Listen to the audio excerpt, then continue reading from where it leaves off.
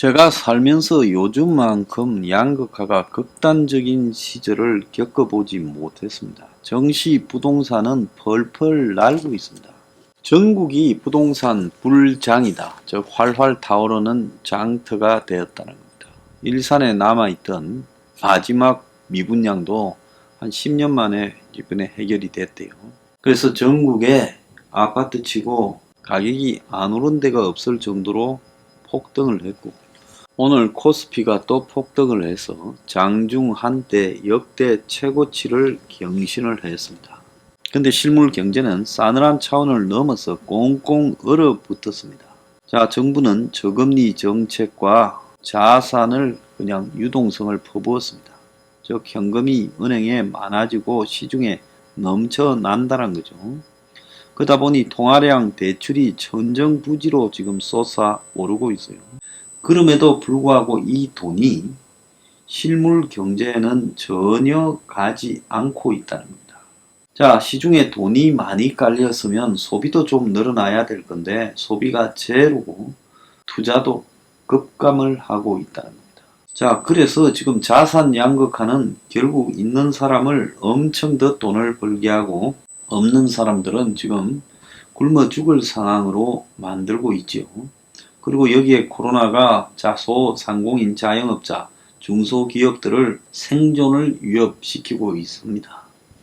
그래서 이런 식으로 자산이 부동산하고 이 주식에만 가고 또 실물 경제가 이런 식으로 그냥 어떤 실물 경제의 조건도 나아지지 않고 가게 되면 이거는 매우 국가적으로 불행한 상태로 갈 가능성이 크다는 거죠. 자, 수출이 그나마 한국 경제를 조금은 이렇게 유지시키고 있지, 이 수출도 앞으로 이 코로나 위기 속에서 어떻게 될지 알 수가 없는 상황인 겁니다. 그런데 부동산과 주식 등의 자산 양극화는 있는 사람의 이 소득을 몇 배 더 올려주죠. 없는 사람은 이 속에서 실물 경제, 즉 회사에 다니거나 제조업이나 서비스업 직장에 다니거나 아니면 자영업을 하거나 이 세 가지 중에 한 가지를 해서 대부분 먹고 살 겁니다. 그런데 그런 세 가지 조건들이 다 악화되면서 없는 사람들은 이제 소득의 이 근거가 사라져가고 있지요.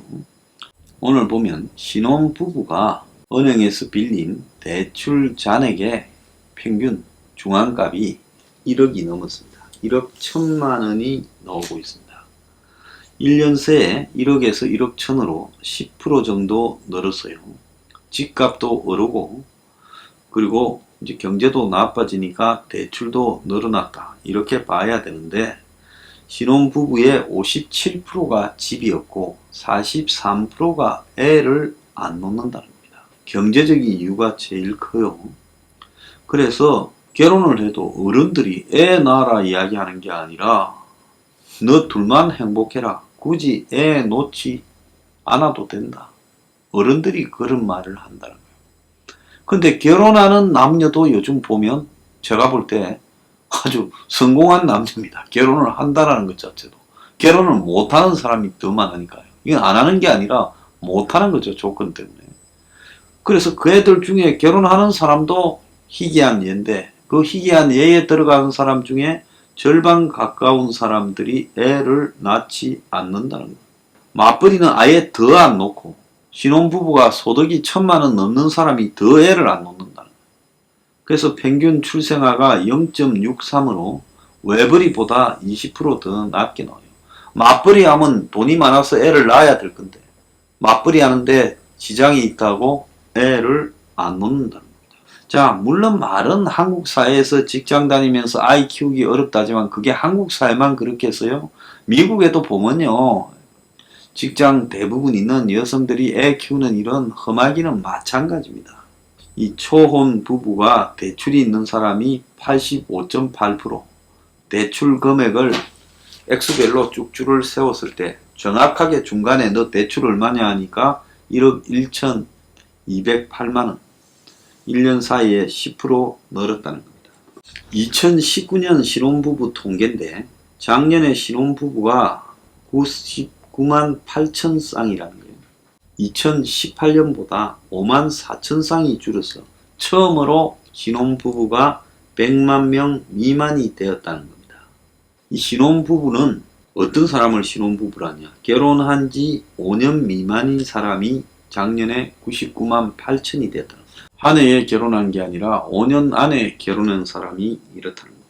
주택을 소유한 초혼 신혼부부가 42.9고요. 나머지 57%는 집이 없습니다. 그래서 신혼부부가 갈수록 집을 가지기가 힘들어지고 있고요.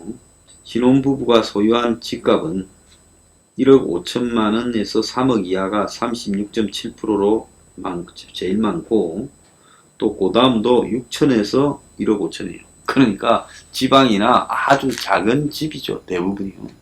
3억에서 6억짜리 이하 집은 17.5%밖에 안 된다고 합니다. 빚은 당연히 집이 있는 사람이 빚이 훨씬 많아서 1억 4,674만 원이다라는 거예요. 초혼 신혼부부의 연간 평균 소득은 5,700만 원으로 1년 전보다 3.7%가 늘었어요.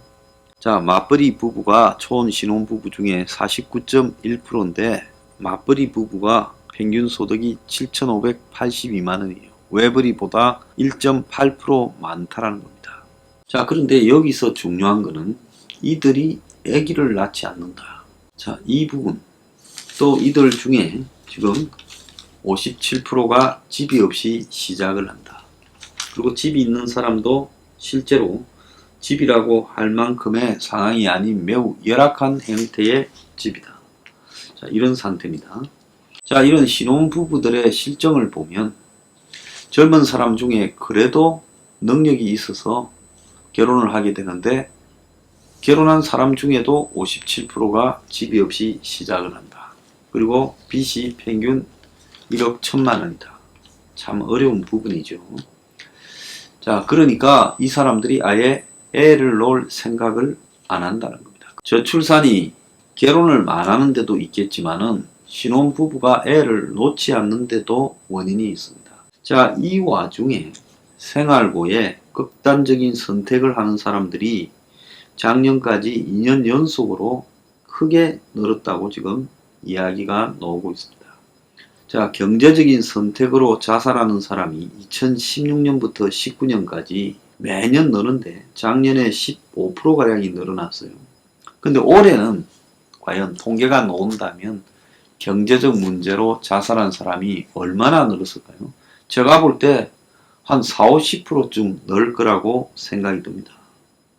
문재인 정권이 임기 중에 자살자 수를 절반으로 줄이겠다고 했는데, 그런데 문재인 정권 들어서 자살자가 2년 연속으로 2017년보다 2018년에 훨씬 늘고, 또 19년엔 더 늘고 2020년에는 엄청나게 늘 거라고 보여요. 그래서 문 정권이 자살자를 줄이겠다라는 말은 말짱 헛거라는 겁니다. 자, 그래서 제가 여기서 자살자나 신혼부부, 또 신혼부부가 빚이 많고 애를 놓지 않고 이런 부분을 해결할 수 있는 방법이 뭐라고 생각하십니까? 저는 국가적 주택 공급 딱 하나만 해결하면 남은 문제들은 다 해결될 거라고 보고 있습니다. 지금 갈수록 심해지는 양극화 속에서도 사람들이 희망을 잃지 않고 살아갈 수 있는 것은 뭐라고 생각하십니까? 저는 내 집이라고 봅니다. 자, 용적률을 완화해서 집을 공급을 늘리면 집 문제가 해결된다, 부동산이 잡힌다고 말하는 사람들한테 제가 묻겠습니다. 용적률을 완화해서 집을 공급하면, 용적률을 그러면 400에서 800으로 하면 집값은 반값으로 해줍니까? 집값은 비슷할 거 아니에요, 시세하고. 그러니까 그 말이 사기라는 겁니다. 자, 결혼 못하는 사람, 오늘 여기에 신혼부부로 꼽힌 100만 여쌍은요, 5년간에 선택받은 젊은 사람들이죠. 많은 젊은 사람들이, 부모가 돈이 없는 가난한 집의 젊은 사람들은 뭐 그 사람이 좋은 직업을 가질 확률도 떨어지고 당연히 결혼하는 부분을 그냥 선택해서 빼버립니다. 그러니까 결혼을 하는 사람들도 그런 사람들 입장에서 봤을 때는 성공한 부러운 커플이죠. 자, 그래서 결혼도 하지 못하고 혼자 살아가면서 늙어가는 이 땅의 젊은이들이 엄청나게 많이 있다는 겁니다. 그럼 그 사람들을 결혼할 수 있도록 하고, 또 결혼한 사람들이 애를 낳게 하려면 어떻게 해야 되겠습니까? 그거는 집을 주는 겁니다. 공짜로 주는 게 아니라 빚이 1억 천이라 하잖아요. 이 빚이면 조금만 더 얹으면 집이 생기지 않습니까? 평당 700이라면 20평 집이 얼마입니까? 1억 4천입니다. 그래서 20%만 있으면, 그러면 20%면 얼마입니까? 자, 1억 4천에 20%, 2,800만 원만 있으면 집을 주고 남은 것은 벌어서 매달 몇십만 원씩 갚게 하면 되는 거죠. 그러면 그 갚는 거는 길에 버리는 돈입니까? 내 돈입니까? 내 집에 축적되어 가는 돈이지 않습니까? 집을 미리 주고 그 집에 진 빚을 갚도록 하는 거죠. 그러면 나중에 그 집이 머지않아서 내 집이 될 수 있지 않습니까? 그래서 집이 해결되면 자연히 자녀를 출산하게 되고, 그리고 사회적 재생산이 이루어지게 되는 거죠. 또 결혼을 못하던 사람도 국가적 주택 공급이라는 방식으로 결혼을 선택하게 되고, 집이 없는 또는 집을 산다고 빚을 많이 진 신혼부부들은 집에 들어가는 비용이 현저히 줄어드니까 이제 내 집은 확보되었고 이제 남은 거는 애를 키우자, 낳아서 이렇게 가지 않겠습니까?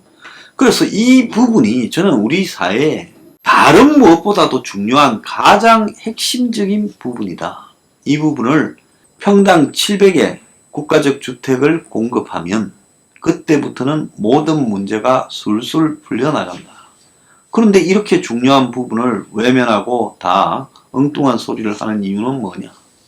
그거는요, 집값이 높아야 저들이 재미를 보기 때문인 것 외에는 다른 이유가 없습니다.